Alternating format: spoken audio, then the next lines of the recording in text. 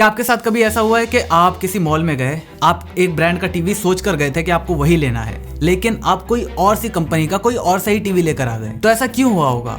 या तो जो सेल्समैन था उसने आपको उस टीवी के बारे में कुछ ऐसी बातें बताई होंगी जो आपको बहुत ज्यादा पसंद आ गई, या फिर उस मॉल के अंदर ऐसे एडवर्टाइजमेंट करा गया होगा, ऐसे चीजों को प्रिटेंड करा गया होगा कि आपको लगा कि जो टीवी आप लेने गए थे वो उतना ज्यादा वर्थ नहीं है जितना दूसरा वाला है। तो यहाँ पर एक्चुअली में हुआ क्या, आपको मैनिपुलेट करा गया, आपके डिसीजन को बदला गया आपकी ही मर्जी से। इसी चीज को कहते हैं मैनिपुलेशन। खैर, अब ये चीज आपके साथ रोज रोज तो होती नहीं है, या फिर होती है। एक आदमी है जो आपको रोज मैनिपुलेट करता है। जानना चाहते हो वो कौन है? अपनी स्क्रीन को बंद करो और उसमें रिफ्लेक्शन को देखो। एक मशहूर थेरेपिस्ट केन पेज का कहना है कि हम अपने आप को रोजाना कभी न कभी मैनिपुलेट करते ही रहते हैं, स्पेशली तब जब हम मैच्योरली अपने इमोशनल डिसीजन को नहीं ले पाते। जैसे फॉर एग्जांपल टीवी ही लेना या फिर कोई भी नई चीज लेना, ये सिर्फ हमारे रैशनल माइंड या फिर लॉजिकल माइंड की तरफ से नहीं आता इसका डिसीजन। इसमें कहीं न कहीं इमोशनल पार्ट भी जुड़ा रहता है। क्यों?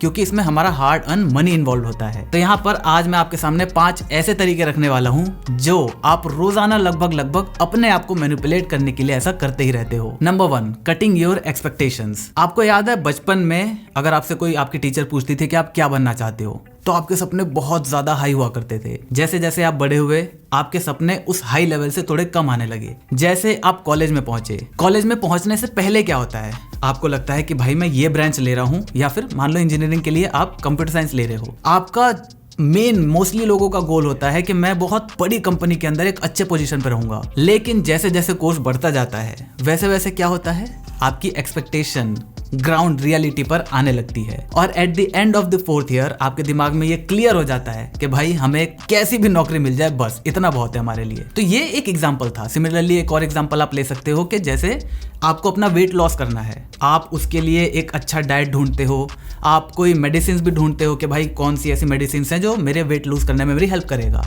अब जब आप उस गोल को अचीव नहीं कर पाते तो आप अपने आप को मैनिपुलेट कर लेते हो। कैसे? कि यार ये डाइटिंग वाइटिंग मेरे से होगी नहीं, मेरे बस की बात नहीं है, हम जैसे हैं वैसे ठीक हैं, और शायद मैं हमेशा ही ऐसे मोटा रहूंगा। कोई बात नहीं, बहुत सारे लोग रहते हैं, ऐसे कह के हम अपने आप का मन बहला लेते हैं। अब ये चीज आपको सेटिस्फाई तो कर देती है, लेकिन ये बहुत ज्यादा गलत भी है। क्यों? क्योंकि ये आपकी जो रीच है, आपकी जो सोचने की एबिलिटी है, उसको बहुत ज्यादा नैरो डाउन कर देती है। ये आपके डिजायर को, आपके गोल को बहुत नीचे ले आती है। और हमें ये भी पता है कि जो हमारा गोल होता है मोस्टली टाइम 99% टाइम हम उससे थोड़ा सा कम ही अचीव करते हैं। तो यहाँ पर जब ऑलरेडी आपके जो गोल्स हैं वो बहुत ज्यादा कम हो गए, तो आप सोच ही सकते हो कि आपको क्या ही मिलेगा लाइफ में। तो इसी वजह से आपको ये याद रखना है कि यू डिजर्व मोर। अपने डिजायर्स को, अपनी एक्सपेक्टेशन को लो करके आप एक खुश और एक सेटिस्फाइड लाइफ तो जी सकते हो, लेकिन डीप डाउन आपको भी पता होगा कहीं ना कहीं कि नहीं यार, मैं जो अभी कर रहा हूं मैं उससे बहुत ज्यादा अच्छा कर सकता हूं। Number 2, you believe you will do it later, लेकिन ऐसा कभी हो नहीं पाता। प्रोक्रेस्टिनेशन की अगर मैं बात करूं तो उसमें और क्रेडिट कार्ड में कोई भी अंतर नहीं है। क्यों? क्योंकि क्रेडिट कार्ड आपको यूज करने में बहुत ज्यादा मजा आएगा। कब तक? जब तक उसका बिल नहीं आता।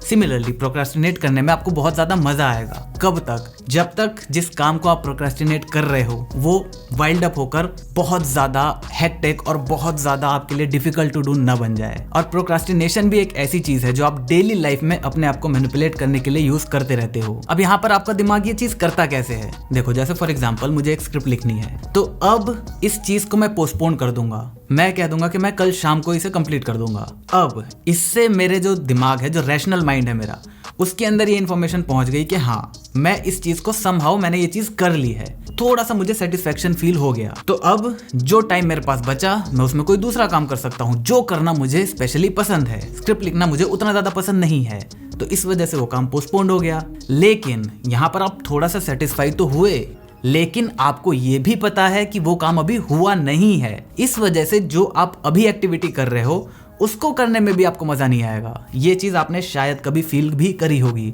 मैंने तो बहुत बार करी है। जब मैं कॉलेज वगैरह में था, अभी मुझे पता है पढ़ाई करने का टाइम है, मुझे एक चैप्टर कंप्लीट करना है, लेकिन उसकी जगह मैं कोई मूवी देख रहा होता था। अब मूवी देखते टाइम भी मेरे दिमाग में बैक ऑफ द माइंड कहीं ना कहीं चल रहा होता है कि यार अभी पूरा एक चैप्टर मुझे करना है, तो मैं उस मूवी को भी ढंग से एंजॉय नहीं कर पाता था। तो यहाँ पर अगर आप अपने काम के लिए सीरियस रहते हो तो प्रोक्रास्टिनेट करना आपके लिए बहुत ज्यादा खराब है, क्योंकि आप जो काम काम करने के लिए, इंपॉर्टेंट काम को या फिर जिस काम को प्रोक्रेस्टिनेट कर रहे हो, आप जब वो करोगे तो आपको उसमें भी मजा नहीं आएगा। तो यहाँ पर ये बहुत ही खतरनाक सा कॉम्बिनेशन बन जाएगा कि आपके पास अभी भी वो काम बचा हुआ है, आपने जो टाइम दिया था वो टाइम भी आपका जा चुका है और आप रिलैक्स भी नहीं रहे उस टाइम पे। तो मतलब फायदा क्या हुआ प्रोक्रेस्टिनेट करने का? या तो ऐसा होता जो आप काम प्रोक्रेस्टिनेट कर रहे हो वो टाइम जो आपके पास बचा वो आपने फुल्ली एंजॉय करा, तब ये चीज वर्थ है कहीं ना कहीं। टोटली नहीं, लेकिन मोस्टली केसेस में ऐसा नहीं होता। Number 3, you put too much in your plate. अब यहाँ पर ये चीज मेरे साथ पर्सनली काफी ज्यादा होती थी। मैं अपनी जो टू डू लिस्ट है उसमें बहुत सारे काम को ऐड करके रखता था। इससे मुझे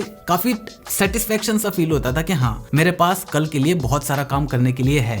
अब ये भी अपने आप को मैनिपुलेट करने का एक तरीका है। क्यों? क्योंकि ऐसा करने से आपने आपके दिमाग में ये डाल दिया कि मैं बहुत ही ज्यादा प्रोडक्टिव दिन रहने वाला है मेरा कल का। लेकिन एक्चुअली में क्या होगा, अगर आप इतनी सारी टू डू लिस्ट, मतलब एक ही टू डू लिस्ट में इतना सारा काम डाल दोगे तो आप कोई भी काम प्रॉपर तरीके से नहीं कर पाओगे। अब ऐसा करने से क्या होगा, आपके बहुत सारे काम होंगे भी नहीं, बहुत सारे काम हुए लेस एफिशिएंट हुए, उतने अच्छे तरीके से नहीं हुए जितने अच्छे तरीके से हो सकते थे। साथ ही साथ बहुत सारे काम ऐसे भी हैं जो नहीं हो पाए। इसीलिए एंड ऑफ द डे आपके दिमाग में ये आएगा कि यार मतलब क्या हो रहा है, मेरा दिन पूरा का पूरा प्रोडक्टिव नहीं रहा, मैं मतलब आज का दिन मैंने वेस्ट कर दिया, ऐसा आपके दिमाग में एक इंप्रेशन जाएगा। तो इसी वजह से आप उस लोड को कल के लिए डाल दोगे। अब कल भी आपके पास बहुत सारा काम है तो आपके पास हमेशा बहुत सारा काम करने को रहेगा और आप अच्छे से रिलैक्स भी नहीं कर पाओगे। और यही साइकिल रोज कई सालों तक आपके साथ चलती रहेगी और आप कभी भी खुश नहीं रह पाओगे अपने काम से। तो इसी वजह से इस चीज को करना बंद कर दो। इसका सबसे अच्छा तरीका है, आप जैसी टू डू लिस्ट बनाते हो बनाना शुरू कर दो।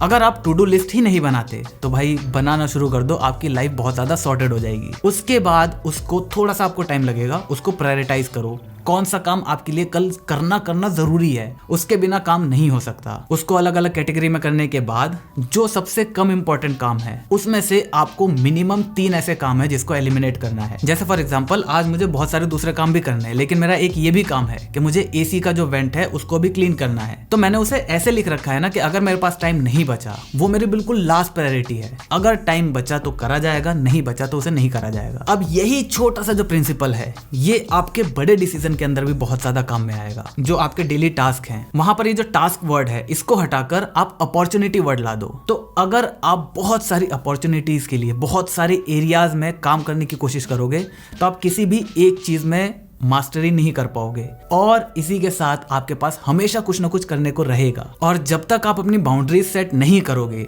आप हर फील्ड के अंदर कुछ ना कुछ करने की कोशिश करते ही रहोगे और एंड ऑफ द डे आपके पास कुछ भी ऐसा नहीं रहेगा जो आपके लिए वर्थ रहे। तो हमेशा जब भी बहुत सारी अपॉर्चुनिटी आपके पास हो तो आपको केवल 3 सवाल पूछने हैं। पहला, अगर मैं इस अपॉर्चुनिटी को लेता हूं तो ये मेरा जो लॉन्ग टर्म है, मेरा जो अल्टीमेट गोल है उसमें मेरी कितनी मदद करेगा। नंबर 2, क्या ये एक्साइटिंग लग रहा है, क्या मुझे ऐसा लग रहा है कि अगर मैं इसको लूंगा तो मुझे करने में बड़ा मजा आएगा। नंबर 3, क्या आपने पहले इस टाइप का कोई काम करा है, अगर करा है तो क्या आपको उसमें मजा आया था या नहीं आया था। इन 3 सवालों का जवाब आप ऑनेस्टली अपने आप को दे दोगे ना तो आपको क्लियर हो जाएगा कि जो अपॉर्चुनिटीज आपके पास हैं उनमें से कौन सी आपके लिए अभी प्रायोरिटाइज करना सबसे ज्यादा जरूरी है, अभी उस पर इम्प्लीमेंटेशन करना सबसे ज्यादा जरूरी है और किसको आप अवॉइड कर सकते हो। पॉइंट नंबर 4, जो बचपन से हम सब आज तक भी करते आ रहे हैं, इट्स देयर फॉल्ट। भाई मेरी गलती थी नहीं, तेरी गलती है, तेरी वजह से हुआ है। आपके एग्जाम्स में मार्क्स नहीं आए यार, टीचर ने वाला चैप्टर ही नहीं पढ़ाया था ढंग से, उसी चैप्टर में से सबसे ज्यादा आया। तो ये तो हम बचपन से करते आ रहे हैं और ये हमारा फेवरेट तरीका है अपने आप को मैनिपुलेट करने का कि भाई हमारी गलती थी ही नहीं। इससे हम खुद को गिल्टी नहीं मानते। तो इसकी वजह से होता क्या है, प्रॉब्लम ये होती है कि ये चीज आप बार बार करने लगते हो। हर केस में आपकी ये आदत बन जाएगी किसी और को ब्लेम करने की और जब तक आप ऐसा करते रहोगे तब तक आप ये कभी भी रियलाइज नहीं कर पाओगे कि आपने अपना 100% दिया था या नहीं दिया था। और अगर आपको ये पता ही नहीं चलेगा कि मैं जितना कर रहा हूँ वही मेरा 100% है, इससे ज्यादा मैं नहीं कर सकता, तो जब तक आपको ये फील नहीं होगा तब तक भाई आप किसी भी फील्ड में कैसे दोगे अपना 100%? आपको जब पता ही नहीं है कि आपका 100% है, कि आपका पोटेंशियल है कितना। तो अब इस चीज का सोल्यूशन क्या है? तो वेल, इसका एक ही सोल्यूशन है मेरे हिसाब से, आप अपने सेल्फ अवेयरनेस को बढ़ाओ। आप खुद से सच बोलना सीखो भाई, हाँ देखो मैं ये कर सकता था लेकिन नहीं करा। क्यों नहीं करा? मेरा मन नहीं कर रहा था, या फिर गलती हो गई भाई, नहीं हो पाया, ट्राई नहीं करा मैंने, नहीं इतना एफर्ट डाले। ये चीज आप करना शुरू कर दो तो आपको बेसिकली पता तो चल जाएगा कि आप गलती कर रहे हो। पता चल गया, उसके बाद एक्शन लेना नहीं लेना वो एक अलग चीज है, लेकिन पता चलना सबसे ज्यादा जरूरी है। Number 5, life is too hard. ये चीज हमें मूवीज वगैरह से और दुनिया भर से पता चलती रहती है कि भाई किसी की भी लाइफ इजी नहीं है। अभी जो आपकी लाइफ है वो स्ट्रगल में है। क्यों? क्योंकि लाइफ होती ही ऐसी है। किसने कहा? आपको बचपन से, आपकी सोसाइटी से लेके आपका मीडिया यही सब सिखाता आ रहा है,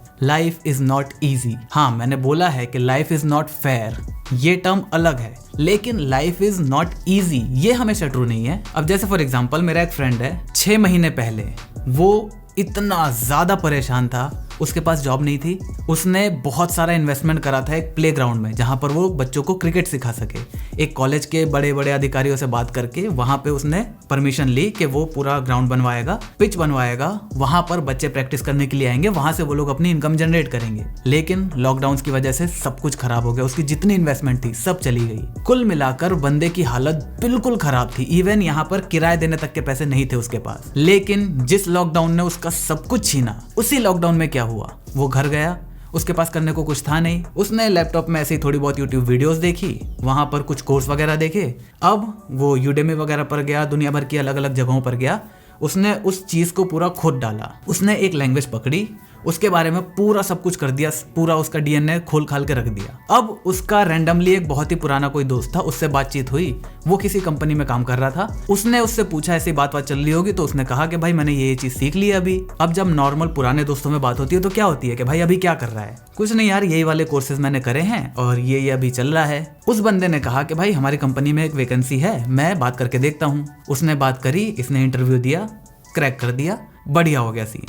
उसका पैकेज अभी के टाइम में 20 लाख रुपए का है 1 साल का। 6 महीने पहले जिस बंदे के पास किराए देने के पैसे नहीं थे, उसी बंदे के पास आज 20 लाख से भी ज्यादा की सैलरी है, एक महीने में 1 लाख रुपए से भी ज्यादा। तो अब उसका जब भी मेरे से बात होती है, उसका एक ही कहना होता है कि यार बिलीव ही नहीं हो रहा है मेरे साथ हो रहा है, it's too good to be true. लेकिन यहाँ पर हमें ऐसा नहीं सोचना चाहिए भाई, लाइफ इजी भी हो सकती है, आपकी लाइफ हमेशा हार्ड नहीं होगी। हाँ, आप उसे बना जरूर लोगे। क्यों? जैसे ही आपने कुछ अचीव करा, अब आपने अपना नेक्स्ट टारगेट डाल दिया। तो जब नेक्स्ट टारगेट आप डालोगे तो उसके लिए वर्क करना शुरू करोगे, उसके लिए आप लेस सेटिस्फाइड रहोगे जो अभी आपके पास है। तो ये जो लेस सेटिस्फेक्शन है, ये आपको कहीं ना कहीं वो कहती है कि हाँ, लाइफ इज नॉट ईजी। अब ये सारा काम हमारी मीडिया, हमारी मूवी, हमारी सोसाइटीज का ही है। लेकिन ऐसा क्यों है? सोच के देखो कि अगर आप अपनी हर चीज से सेटिस्फाई होने लग जाओ तो कितनी सारी इंडस्ट्रीज हैं, कितने सारे एरियाज हैं जो बिल्कुल खत्म हो जाएंगे। अगर आप अपने घर के खाने से संतुष्ट होने लग जाओ, पूरा फूड इंडस्ट्री खत्म हो जाएगी। अगर आप जहां पर रहते हो वहां पर उससे सेटिस्फाइड रहो, आपको घूमने की बिल्कुल मन ही ना करता हो क्योंकि जहां पर आप हो आप उस कमरे से ही सेटिस्फाइड हो, पूरी टूरिज्म इंडस्ट्री खत्म हो जाएगी। तो इसी वजह से आपको अनसेटिस्फाइड रखना अपने आप से ये दुनिया की ट्रिक है, और इसको अपनाकर आप अपने आप को रोज मैनिपुलेट करते हो कि लाइफ इज नॉट ईजी। लेकिन ये हमेशा सच नहीं होता। तो बस ये थी कुछ बातें जो आप रोज अपने साथ करते हो और अपने आप को मैनिपुलेट करते रहते हो। अगर आपको ये वीडियो पसंद है, वीडियो को लाइक कर देना, चैनल पर नए चैनल को सब्सक्राइब कर देना, और आप मुझे बताना कि इनमें से कौन सी ऐसी बातें हैं जो आप अपनी लाइफ में भी इस्तेमाल करते रहते हो। इसके अलावा अगर कोई बात है तो वो भी आप कमेंट करके जरूर बता सकते हो। मैं मिलता हूं आपसे अगली वीडियो में, तब तक जय हिंद, वंदे मातरम।